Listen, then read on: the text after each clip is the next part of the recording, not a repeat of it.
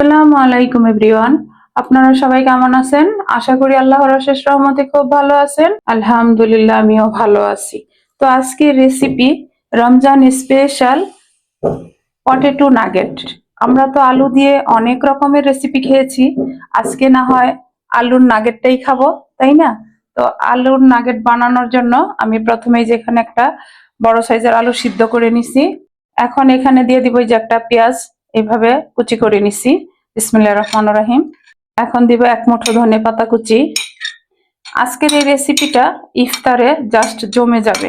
তো প্লিজ আমার ভাই বোনেরা, আপনারা বাসায় বানাবেন, খাবেন এবং ইফতারে এনজয় করবেন। এখন দিব দুইটা কাঁচামরিচ কুচি, আর এইখানে দুইটা শুকনো মরিচ তেলে এইভাবে একটু গুঁড়া করে নিছি, হাতে ভেঙে নিছি।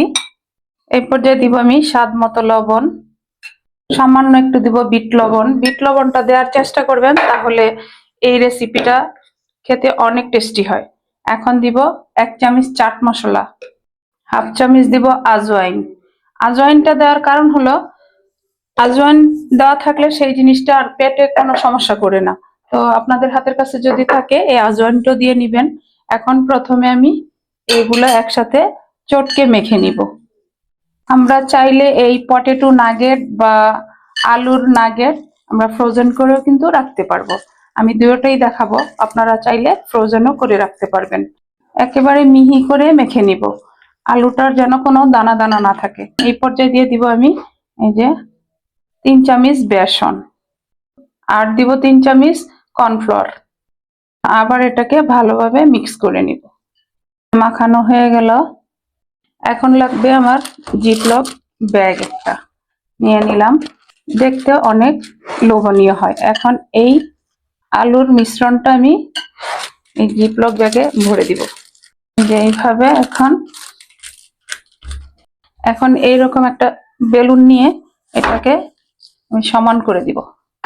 এই যে আমি এইভাবে বেলুনটা দিয়ে সমানভাবে করে দিলাম। এখন আমি এই সাইডটা একটু এইভাবে দিব সমান করার জন্য, আর জিপলক ব্যাগটাকে এইভাবে জিপটা লাগাই দিব। এখন আমি আধা ঘন্টার জন্য এটা ফ্রিজে রেখে দিব। আধা ঘন্টা পর আমি আবার আসবো। তো আমার সাথেই থাকবেন আমার প্রিয় ভাই বোনেরা। এই যে আধা ঘন্টা পর আমি বের করে নিলাম। আমার আলুটা এই যে একটু জমে গেছে। এখন আমি ব্যাগটা খুলে নিব। খুলে আমি আমার আলুটা বের করে নিব। আমি আলুটা বের করে নিলাম। এখন আলুটাকে আমি নাগেটের শেপে কেটে নিব। এই যে বিসমিল্লাহির রহমানির রহিম। এই যে এইভাবে কেটে নিব। আমি নাগেটের শেপে কেটে নিলাম। এই পর্যায়ে লাগবে আমার একটা ডিম। এখন ডিমটার মধ্যে দিব আমি হাফ চামচ কর্নফ্লোর। এই যে হাফ চামচ কর্নফ্লোরের মধ্যে একটু পানি দিয়ে দিলাম। এখন ভালোভাবে একটু ফেটাই নিব। ফেটাই নিলাম। এখন এখানে একটা ফ্রাই প্যান বসাই দিছি, চুলাটা জ্বালাই দিছি। এই যে দিয়ে দিব বিসমিল্লাহির রহমানির রহিম।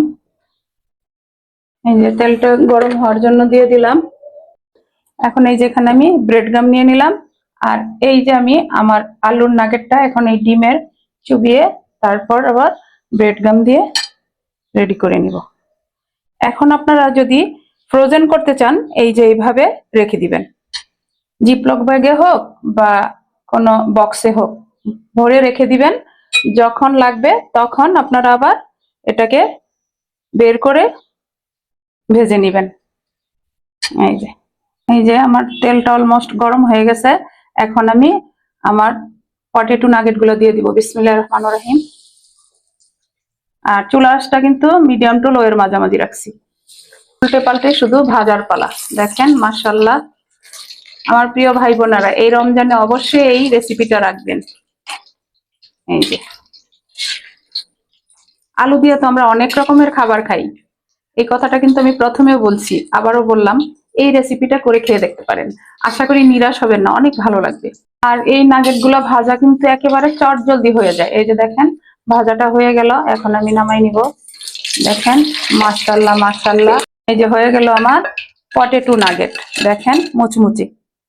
তো এইভাবে বাকিগুলা ভাজার পর আমি সার্ভ করে আপনাদের সাথে শেয়ার করব।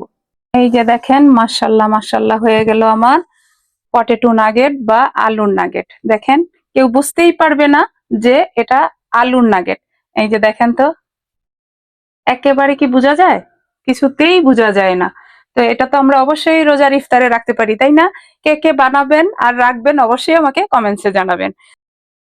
আমার আজকের এই পটেটো নাগেট বানানো হইলো, এখন আমি আপনাদের সাথে একটু শেয়ার করি। দেখেন, দেখতে মাশাল্লাহ মাশাল্লাহ। এখন আমি প্লেটে আওয়াজটা বুঝাইতেছি।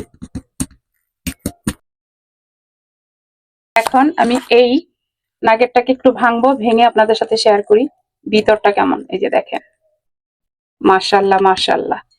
এখন এটার সাথে যদি আমরা এইরকম একটু টমেটো সস দিয়ে দেই তাহলে আরেকটু ভালো হয়, তাই না? আজকে আমি একেবারে অল্প সময়ের মধ্যে এই আলুর নাগেটটা বানাই নিলাম।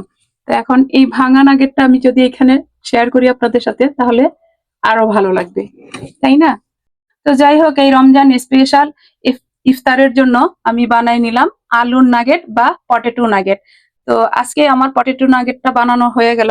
আমি আপনাদের কাছ থেকে বিদায় নিব, আবার নতুন কোনো রেসিপি নিয়ে আসবো। আল্লাহ হাফিজ।